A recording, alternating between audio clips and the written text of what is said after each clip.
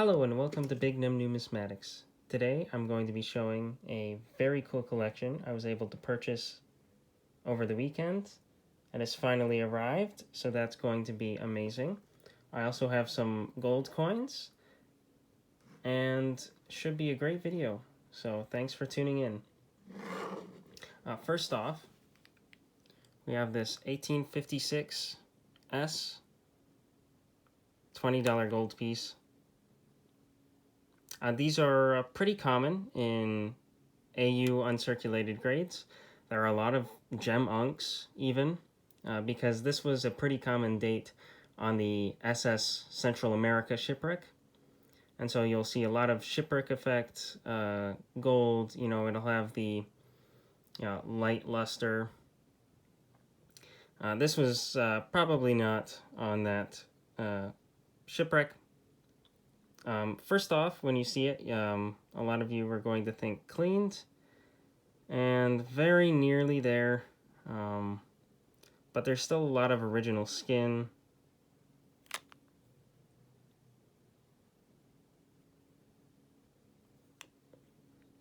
More concerning to me are the, nicks, pollock marks, whatever you want to call them. Right here and around here, and the tiny one down here. Oops.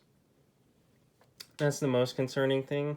To get cleaned designation, especially on a circulated gold piece, they really need to see long lines of a single wipe, and not necessarily the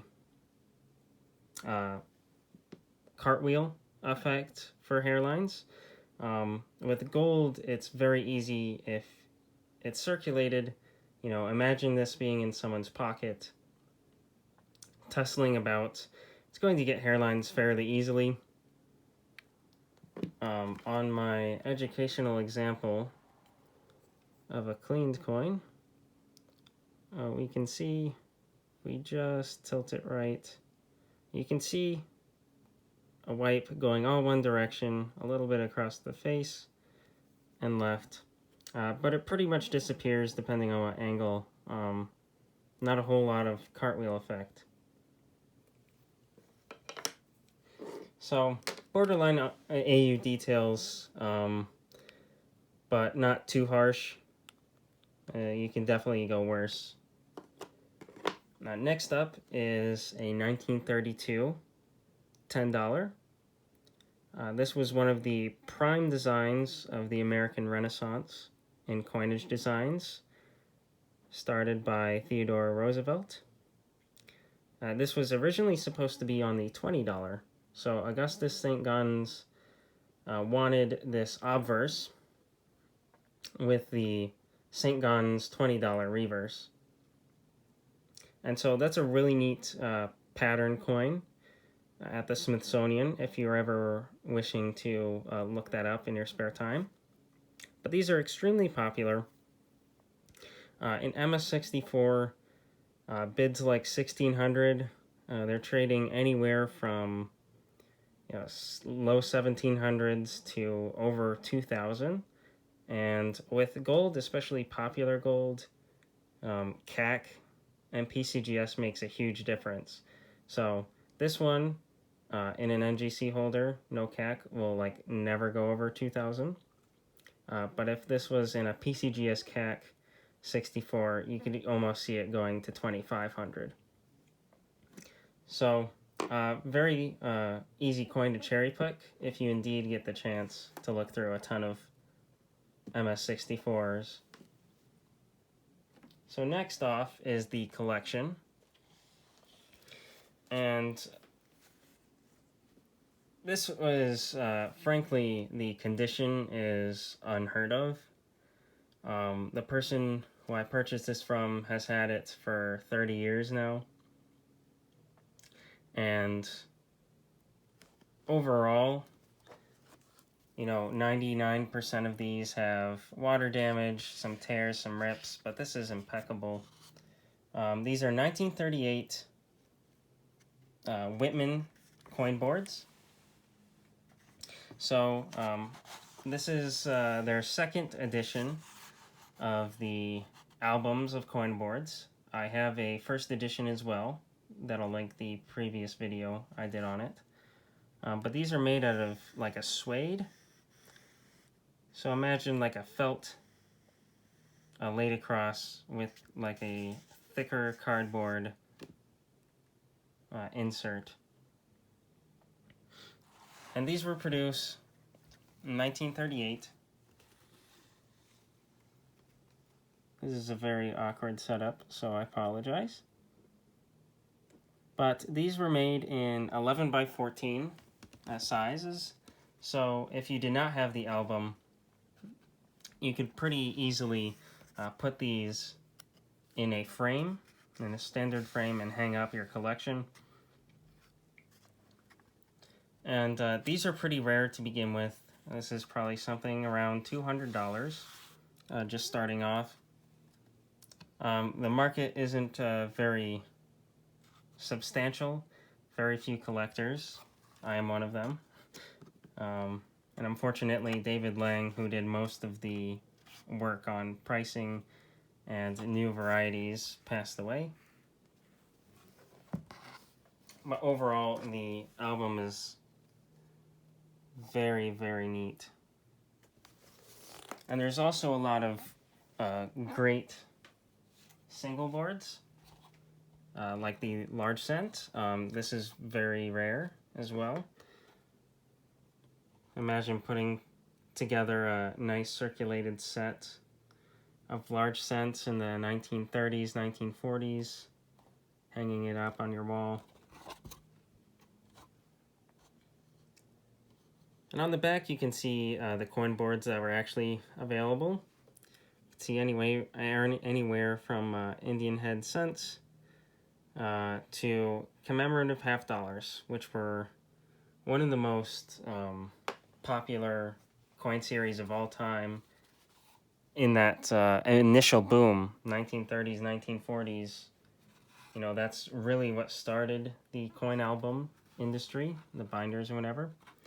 Here's some later dates, 1826 to 1857. And, you know, I've been mulling over whether I should actually complete a collection. I'm mostly worried about punching out the little sections. But, you know, I may still do it. Just won't be able to take any out once I go in, so have to be pretty picky. But overall, I mean, these are very neat. The boards are only like $15 to $20 each for the common ones, which I think is pretty amazing. You know, if you just want an example, you're not trying to collect it, and if you do actually want to use it, it's not any more expensive than a regular album. And plus you get a lot of history. Had Liberty head nickel. Even had this really neat one, 2 cent, 3 cents. Shield nickel. And then your Mercury dimes and Barber dimes, or as most of them were called back then, Morgan dimes, which is pretty strange to see now. And of course, Buffalo nickels, one of my favorites. It also came with a very interesting peace dollar. So this was one of the later editions. It's more of a leather rather than suede. And this one's a bit beat up. You can see copyright is 1939 instead of 1938.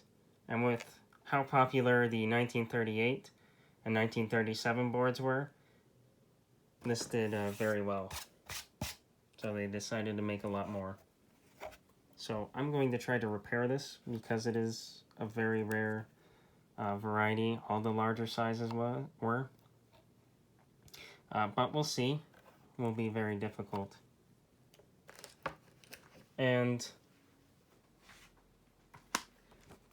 Here's an old advertisement for the newer 1938 ones. It says the new style coin boards present a striking appearance with their blue suede surface. The velvet-like background sets off the coins as attractively as any museum exhibit. All the boards are of a uniform size, 11 by 14 inches, making it convenient to preserve completed boards in standard size picture frames. You can see the album. This is the first edition.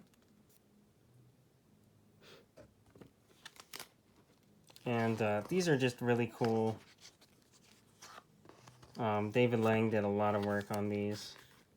And so if you ever get really into them, he has a very nice book. If I can find the cover.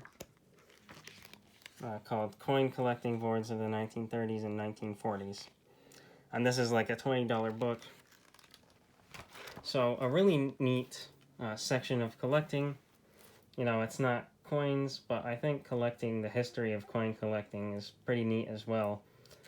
And like I said earlier, not any more expensive than just buying new albums today. So hopefully you enjoyed this as much as I did. Not every day you get to look through a collection spanning 30 years from the second person who purchased them, and then 60 years from the originals. So if you enjoyed the video, please consider liking and subscribing, and have a great day.